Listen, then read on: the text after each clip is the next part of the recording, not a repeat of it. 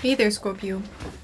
This is a reading for you for Capricorn season. I always do the readings from new moon to new moon, but since we have had and we will have for a little while longer, new moon's always at the end of a sign. It's almost like the entire season. So we have 28, I think, or no, Sagittarius 29 is where the new moon, which is actually right now, is happening. So we have like 28 or so, or it should be 29 degrees, I guess, of Capricorn, and then just 1 or 2 degrees, whatever, of Sagittarius, between the new moons. And I want to add that this new moon that is happening right now is under the influence of the Ten of Wands. And the Ten of Wands is not one of, all cards have their easy and not so easy aspects, like their shadow sides and their positive and their negative sides and whatnot. But the Ten of Wands is definitely a card that a lot of people associate with burdens and something heavy, like in general. I associate it with consequences. That's like the key word, the one word that I have for the card. But I actually regard consequences ultimately as something positive. And I want to say, if you completely disagree for whatever reason, and you have absolute every right to disagree with me on anything really, I want to add perhaps a bit of a stupid saying. Depends on you. It's just, again, you're obliged to your own opinion. I want to add that every curse is a blessing in disguise, and I feel some of you puke right now. It's like, okay, yeah, right. You're like a positive absolutist or whatever, like a fanatic of the positive or something. And it's actually funny because I tuned into your sign and I actually appreciated. I generally really appreciate Scorpio. My what is it? North node or South node? I always mix those up. I think it's my South node in Scorpio. Might be my North node. Don't pin me down. Is in Scorpio. So one of my nodes is in Scorpio. So I definitely have to deal with Scorpio energy on a basically daily basis.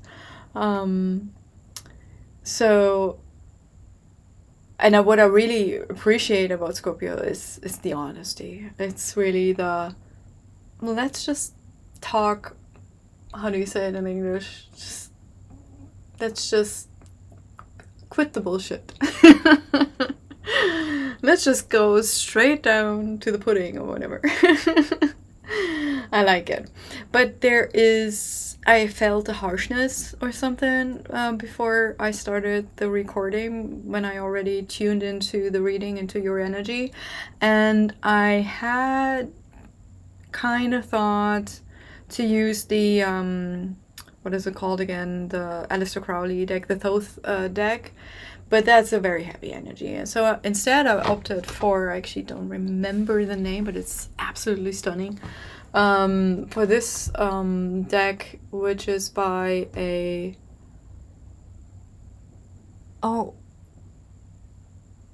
it's illustrated by Will Worthington. And it's, I think, designed I know, in cooperation with Philip and Stephanie Cargom, I think. So it's a British, I think they're British, they're all British, deck. And it's like a druid kind of inspired deck, so absolutely stunning. Not that there is not grisly energy in anything druidic, but also this deck has its dark sides. Definitely. This is the devil equivalent. But it is not, I would say, as jarring as the Aleister Crowley deck can be. Like, if you know anything about Aleister Crowley, jeez, just makes my toe curls. But I'm still drawn to the deck anyway. So, consequences, new moon, harshness. I don't know what's going on, but in your life, but it feels like you are in need for something nice. And what I hear then is always, I'm trying, I know, like, don't fucking get on my nerves. I fucking know, and I've been trying, like, for so long. I'm sorry. I'm already getting so emotional about this. I don't know what's going on. But that's where I'm at right now. So if you don't resonate with that, like, it's fine. Just find a different reading, whatever. But if you resonate with that, let's see. Let's see what we can see. For the past, so these cards are really big, and you got 3 cards. It's not, are these the cards? Like this? Oh shit, no, like this. Came out like this. Let me find the right spot for the camera here. Alright. This looks. Okay, we have 5 of Cups in the past, 10 of Cups in the present, and 5 of Pentacles in the future, and underneath it all is the Justice card. Your neighboring card, or sign rather. Libra. Justice is the Libra card. And I'm just being reminded that perhaps this message resonates more lightly, so to speak, with Scorpios that also have Libra placements, because, you know, how the inner planets always are close to the Sun by some degree. Mercury more so than Venus, obviously, so we always tend to have neighboring signs as one of our big 3s, or something like that. Or not big 3s, because Mercury and Venus are not part of the big 3s, but still. In the past, you have the 5 of Cups. That's actually one of your cards. It's the first decan of Scorpio, and all the decans of Scorpio have a double energy, like a really intense, like, I think that's where, at least partially, where the intensity of Scorpio comes from. And the 5 of Cups, though it is a Cups card, so a card, an energy talking about emotions, it is double Mars, and it's not the easiest combination, and that's why the 5 of Cups obviously has a bit of a reputation of being difficult. And in this depiction, we have again the usual theme of 2 cups standing, 3 cups thrown over, lying in the grass. But then, yeah, we have the dude standing up, not facing his back towards the cups that he still has that are full of water, but he's not facing them, and he's looking over this pond with what is it? A fish and an otter? I think it's an otter. Let's have a look here. Can you see that? I think it's an otter. An oddly looking otter chasing a flying fish. A fish who decides it's smart to leap out of the water to flee or mock. This otter, is the fish mocking the otter? I'm not sure. It's not really a situation like focusing on the dude or focusing on the situation here in the water. It's not really a situation either way that invokes pleasant feelings, and that is very much in line with I would say I already felt before. So to make you puke further, I have chosen this lovely deck to, you know, put some glitter on the wound, or lemon juice, apparently. I don't know. I'm gonna stick with it. Maybe I'm gonna piss you off. Maybe I'm not, and you just love it. I don't know. It's a bit difficult to stick with my choice here of like nice decks, that at least what I think is nice compared to what I have here, at least Alistair Crowley, like I said. Okay, let's clarify the Five of Cups here. Why is the Five of Cups here? What else can we know? There we go, again on the floor. Always on the floor. Eight of Pentacles. Work, work, work. Work, work, work.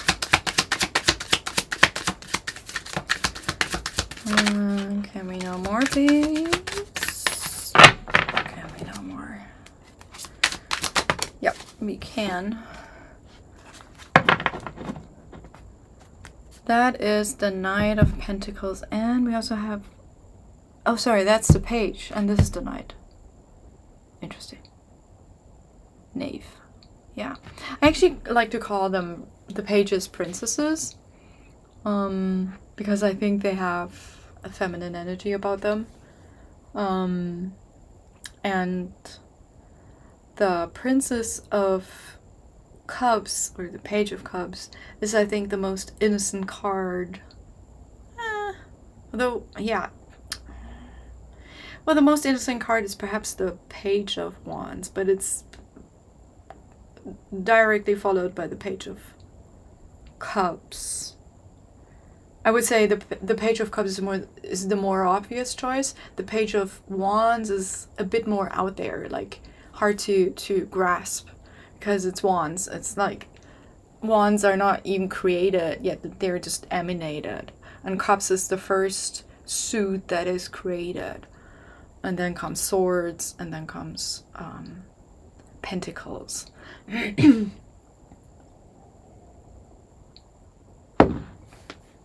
So it's definitely something about your innocence, or somebody else's, or like a child in your life, your own child, I don't know, or you as a child, your inner child.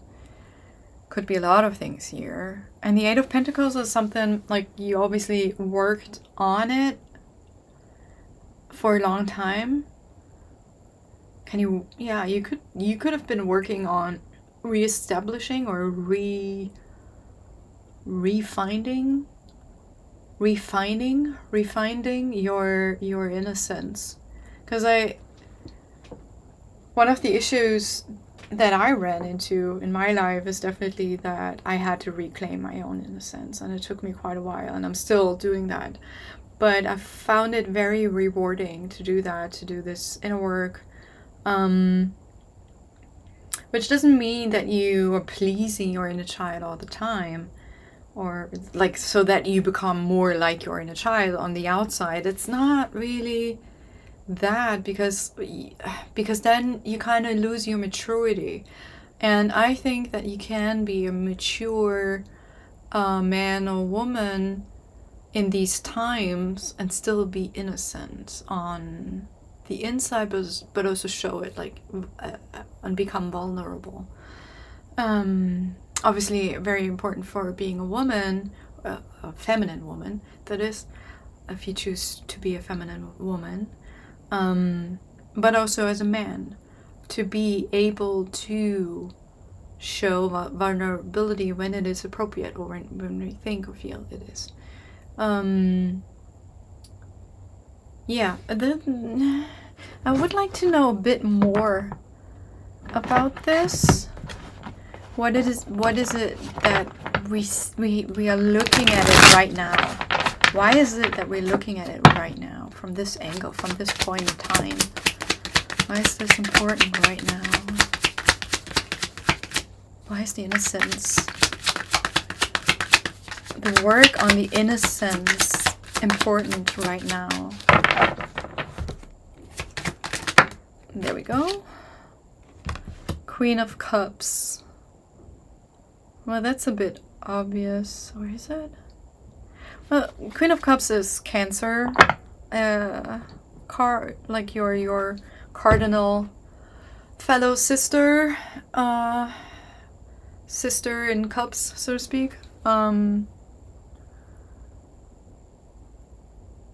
It is the deep water the deep waters, while Pisces is the wide, the vastness of water, and you are more the, poisonous water, the one that that makes you see clearly, that makes you see the truth of things, the truth that not just captivates the mind, but really,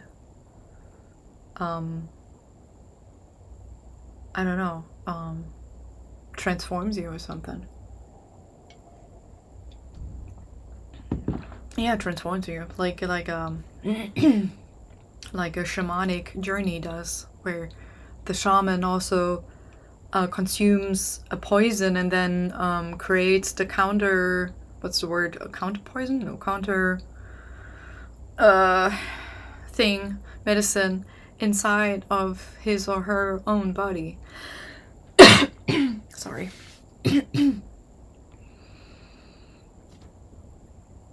But yeah, it takes time. There's the Knight of Pentacles here, and it's obviously the slowest moving knight in the deck. And he's also the innocent version of the King of Pentacles. He's the king before he was king. He's the boy, basically the prince. I also like to call the knight the prince, as I like to call the page the princess. And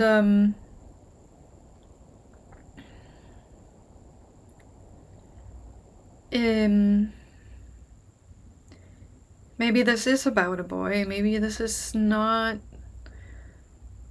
so much about our inner self, but maybe you're helping someone else, a man, finding his innocence, reclaiming his innocence, like I said before, or you're helping generally others, and you're learning how to help others do in their own way what you've done yourself or something. Okay, let's move on to the Ten of Cups here. Why is the Ten of Cups here right now? This Hope card, I call it Hope. And it's also Mars energy, your energy. Ten of Cups, Mars, Earth. It is, I want to say what the warrior hopes for. There we go. Why the warrior goes out into battle and risks everything. Seven of Pentacles. Slow moving. Patience. A feminine card. A very feminine card. Seven of Pentacles. What else can we see here? And again on the board. The Eight of Wands. No, sorry, the Nine of Wands. Very different card than the Eight of Wands. Double Moon card. And we have the Ace of Pentacles at the bottom. The Queen of Swords sneaking out from behind it. Sneaking, whatever. Hiding. Nine of Wands. Double Moon. I call it the counterforce. It's like, what do you call that? Like, a machine that doesn't really exist, or a movement that doesn't really exist, but it must exist. Well, I think we don't really see it in our own reality, like physical reality that much. I'm sorry. My English is not the best at the moment. But it has to do something with perpetual motion, like where one thing slingshots the other. Like one is going one step and creates enough momentum for the other one to kind of use the leverage to push past it. And then the first one that took the first step is then being able to use the energy of the second one to go even further. And then they're like moving about with very little energy, I want to say, because they're helping each other. It's like a yin yang situation in essence. So that's what I mean with counterforce here, I would say. But it's also resistance. So it can be pushing you further than what you would expect from the effort or the energy you put in, but it also can mean the opposite, where you get much more resistance than what you expected. But that is always what I call a curse is always a blessing in disguise, where we are reminded that we don't really always have it figured out. We always think we have. We really do, because our mind is so close to us, and Mercury is just built to tell a good story to us, to our awareness, or whatever, like our conscious awareness. Trying to make sense of things always, but Mercury always has not a full set of, never the full information, the full scope of information. So Mercury always has the problem that it's a very sharp tool in our shed. But we always have to be careful how we use it and where we use it, because it's so limited.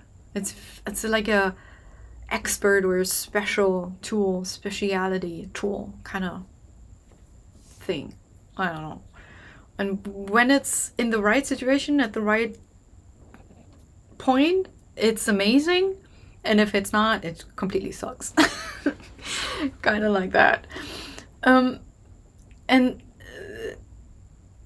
Yeah, it's really about the subconscious here. What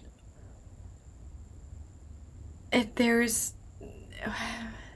how do I say this? I'm not sure. Let's get a bit more information here already. Shuffle, so you can just go ahead. One more card or two tops, please, for this present situation, please. Thank you. Oh yeah, okay. The universe says I said what I meant, or meant what I said. I meant what I said. 8 of Cups at the bottom now. Yeah, okay. 7 of Pentacles. 8 of Cups though. It's understanding. It's understanding that we have to keep on searching. Although it is an emotional card, but the emotions are fuel to our thoughts. That's how I see emotions. Like when we feel what we say, there's so much more power to our words. Not necessarily more meaning or truth. That is more when our words, our mind is connected to the sun, but also to the moon. That's what it is about. The moon, the sun and the moon. We have the moon here, not the sun though. So we don't have the overall structure, so we don't have the big picture perhaps, but we do have our subconscious, and it may feel like our subconscious is working not in our favor, like against us. I also talked about the warrior here, the hope. Why is the warrior going into the war, into the battle? Because he has he wants the happy family, so to speak. That's his motivation. It's a very masculine card, though it looks very feminine. Like family life is traditionally a feminine area of life, but that does not mean at all that men or masculine energy doesn't want the same thing. It just looks different. And this is the hope here with the rainbow in the background. Yeah, the rainbow, the light, less harshness. That's what I tried with these cards as well, but the sun is missing. I mean, It is eclipsed here. Although it's ambivalent actually, because the sun here in the background, let's assume it's the moon eclipsing the sun. Well, how else would it be? The moon is always closer than the sun. But it looks, the sun in the background looks like a what is it called, before it's the first quarter moon or after the third quarter moon, the waxing or waning moon, or I'm not good at these lunar the names for these lunar cycles in English, but you know what I mean. It's the half moon sign that you kind of see here. The light is ambiguous, so the structure or the guidance is ambiguous. You feel misguided. You feel perhaps like, I'm trying to make it better. I'm trying to achieve something, and I think you're actually in a good way here. You actually, I don't see this as like you're failing, but I feel that you feel like you feel like you're failing. But the start, like we also have for these cards, we have the underlying card, the Ace of Pentacles, which I did not talk about yet, which I think I'm considering that all the aces are inspired or represent the stars in one of their aspects. And here it's the Ace of Pentacles, so it's our literal stars. And I was just reminded that I wanted to look up. I did not, so I cannot really talk about it, but I wanted to look up where, if any, if one of the nodes, the lunar nodes, is on top of a star right now, or like a prominent star. It's definitely on one of the stars, because there are so many, but I don't mean one of the dim ones, I mean one of the prominent ones. And I did not, if it's like closer, blotting it out, because that's what the nodes do. They are like blind spots in the sky. They're like, because, and I think the purpose behind it is that there are so many stars and we just have one sun and one moon, so the stars is naturally for us overwhelming. And we have the moon as like the representation of our subconscious, and the subconscious already filters out most of the things that we feel at any given point in time, and also filtering our thoughts and our emotions and everything. So it's kind of like the big manager in the background, and the sun structures everything, but the sun is already so much more intense than the moon, like the sunlight. Just thinking of it, it's obvious. And then the stars, the next step up from the sun, is does not have more intense light than the sun. Definitely not. Starlight is below moonlight, at least on compared to a full moon or a quarter moon even. But the sheer number of them, I think, is overwhelming. And so I wanted to see, my theory was that any star, any significant star that the nodes are close to or even blot out in the sky, must be at the forefront of like the higher vibing energies at a given time. So, but unfortunately I can't really tell you which star that would be, if any, right now. So I just can't share the theory of it, so I'm sorry. Okay, let's move on to the future. What does the rest of December and most of January hold for you? This new moon under this somewhat ominous word of consequences. What does it hold for Scorpio here?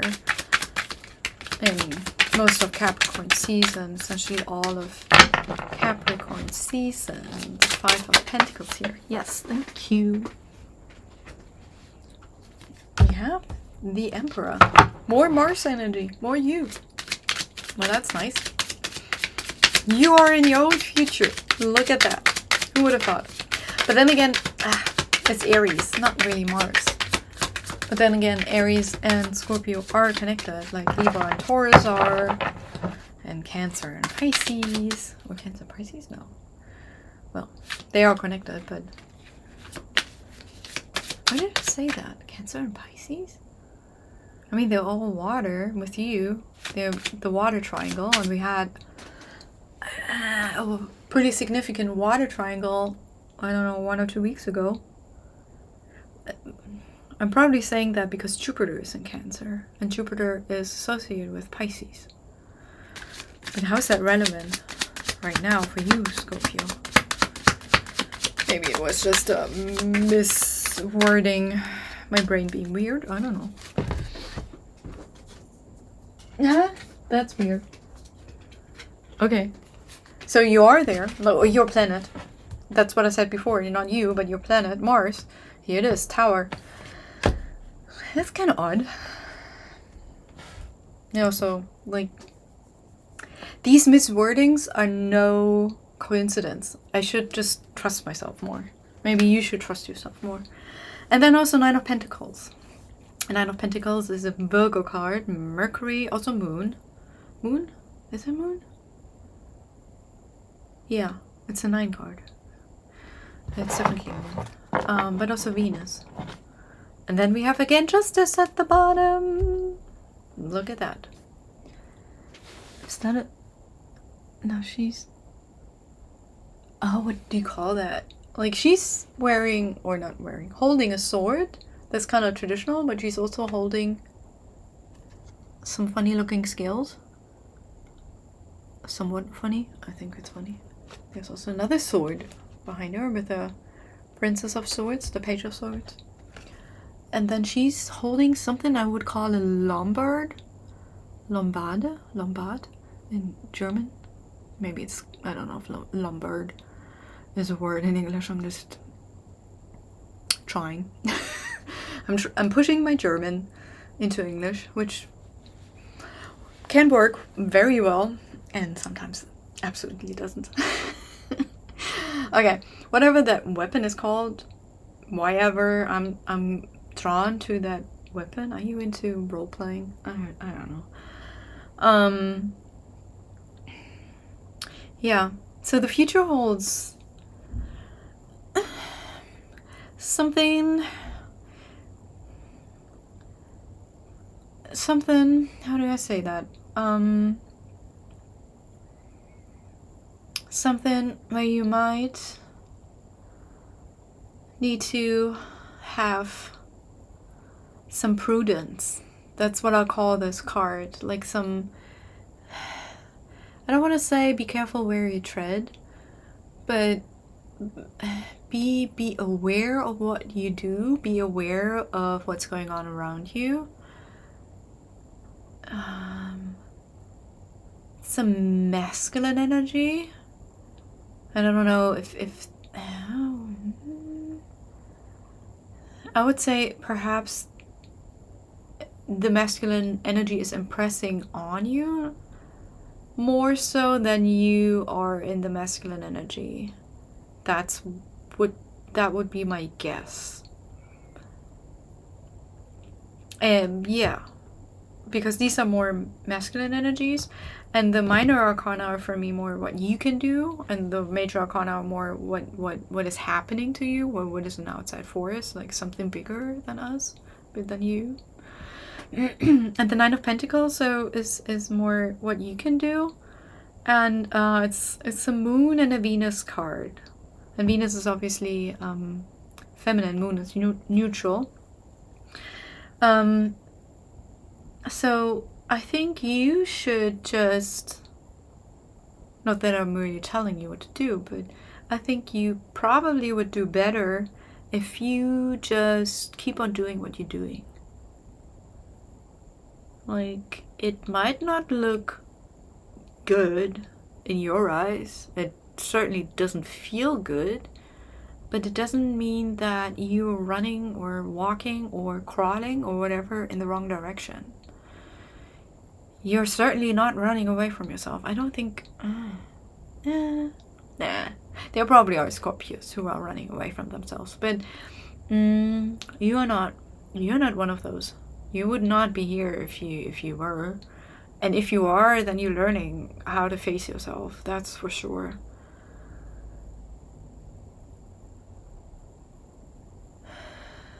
Yeah, Five of Pentacles is a card where we are confronted with the limits of physical abilities, or abilities in the physical, what we can move, what we can do. It makes us humble. If we really appreciate that, it makes us humble. That is definitely one of the positive outcomes of the Five of Cups. Five of Pentacles. Five of Cups. Five of Pentacles. Yeah, it's both Mars energy. It's both limiting. It's both not easy, but also very important. And every energy is very important. Like any of these major energies. I mean, all the every single number from 1 through 10 is absolutely essential for daily life, living a purposeful life. Like any scale you can look at in your life, it's the archetypes, and that's how I understand numbers. It's the foundation or the cause or the origin of the archetypes. And fives are the warriors, are the ones that can say no. They are the only ones, apart from Mercury, so that's an 8 or a 2, that can say no.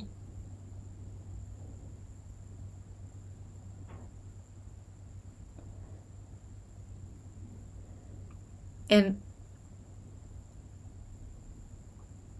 I just I'm being reminded that at the bottom here, we have justice twice. That this overall situation, it'll solve itself. It may take still a while. It's not going to be tomorrow. It's not going to be in January, or even probably also not in February, but February is still out. But